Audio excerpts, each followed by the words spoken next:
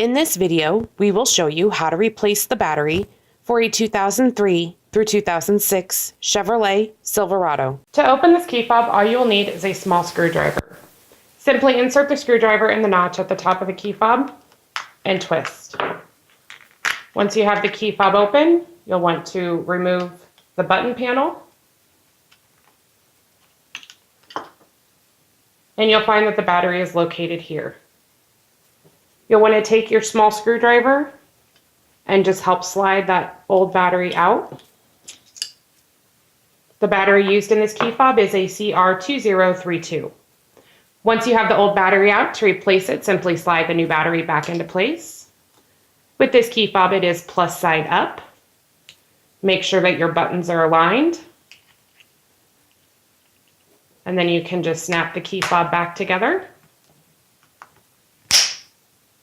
And you're done. If you found this video to be useful, please like and subscribe to our channel and visit us online if you need to buy a new key fob.